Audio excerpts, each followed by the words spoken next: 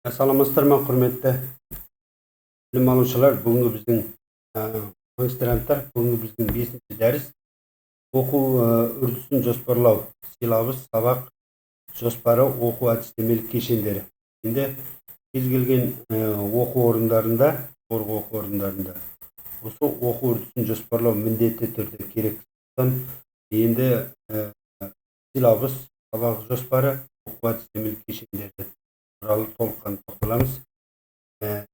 Дәрістің мақсаты мен міндеттері. Жоғары білім беру жүйесінде оқу үрдісін жоспарлаудың теориялық негіздерін қарастыру. Силабус, сабақ жоспары және оқу әдістемелік кешендерінің құрылымын талдау. Оқу процесін тиімді ұйымдастырудың ғылыми әдістемелік тәсілдерін анықтау. Міндеттер. Жоғарғы білім беру жүйесінде оқу үрдісін жоспарлаудың теориялық және әдістемелік негіздерін түсіндіру. Силабустың құрылымы мен мазмұнын ғылыми тұрғыдан талдау және оны құрастыру принциптерін қарастыру. Сабақ жоспарын әзірлеудің педагогикалық талаптары мен кезеңдерін анықтау. Оқу әдістемелік кешен құрылымы, мазмұны және қызметін жүйелі түрде сипаттау. Оқу үрдісін жоспарлау барысында қолданылатын заманауи оқыту технологиялары мен әдістерін талдау. Магистранттардың оқу бағдарламаларын, силабус пен сабақ жоспарын әзірлеу дағдыларын қалыптастыру. Ол жоғарғы оқу орындарында оқу үрдісін тиімді ұйымдастырудың ғылыми әдістемелік тәсілдерін меңгеру.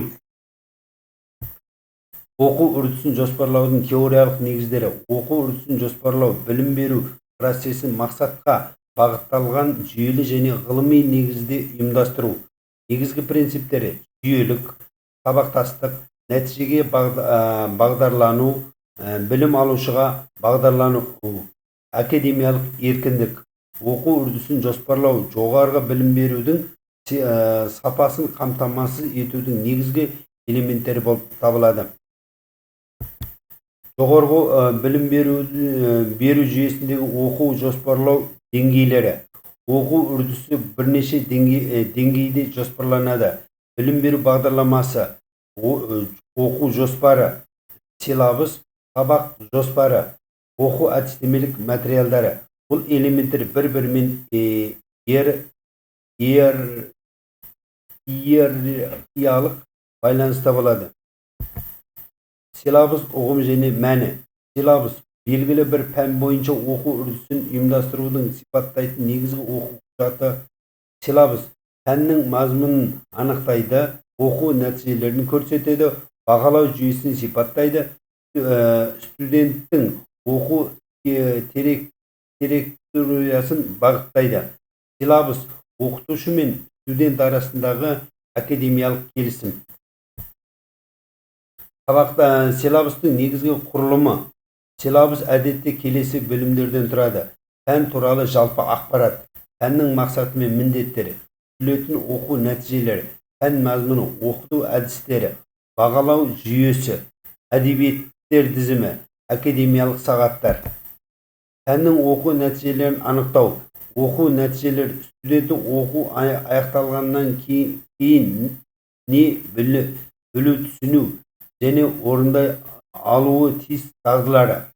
Оқу нәтижелері өлшенетін болуы тиіс, нақты білуі тиіс, білім беру бағдарламасына сәйкес болуы тиіс. Мысалы, студент оқу үрдісін жоспарлау принциптерін түсіндіреді. Оқу силабус құрастыра алады, сабақ жоспарын әзірлей алады. Силабус мазмұнын жоспарлау.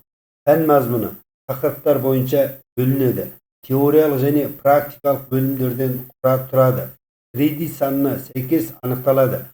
Мазмұнды жоспарлау кезінде пән логикасы, ғылыми жүйелік, білім алушының дайындық деңгейін ескеріледі. Оқыту әдістерін жоспарлау. Қазіргі жоғарғы білім беру жүйесінде келесі әдістер қолданады: интерактивті лекциялар, семинарлар, тестілер, жобалық оқыту, проблемалық оқыту, цифрлық оқыту технологиялары.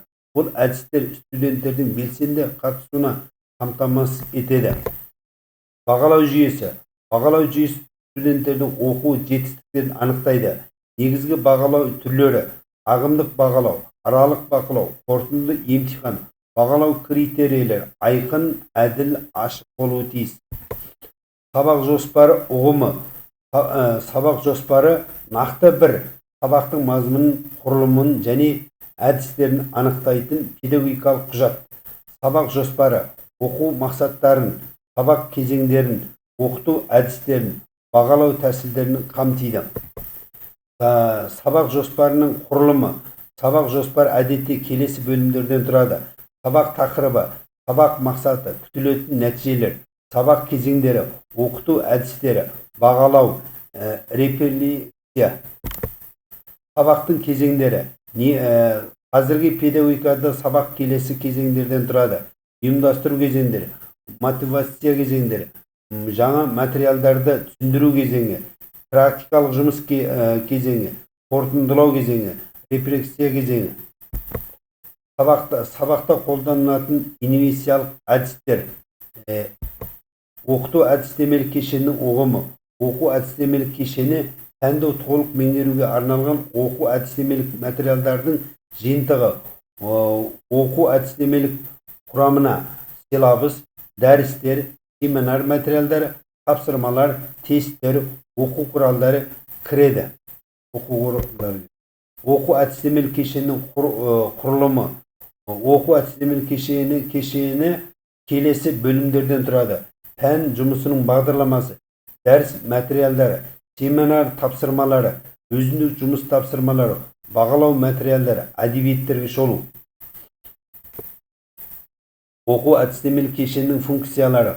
Оқу процесін жүйелейді. Оқытушы мен студенттің жұмысын жеңілдетеді. Оқу материалдарының қолжетімділігін қамтамасыз етеді. Білім сапасын арттырады. Цифрлық білім беру ортасындағы оқу жоспарлау. Қазіргі уақытта оқу үрдісі келесі платформалары арқылы жүзеге асады: лесен жүйелері, онлайн курстар, цифрлық кітапханалар, виртуалды зертханалар. Цифрлық технологиялар оқытудың икемділігін арттырады.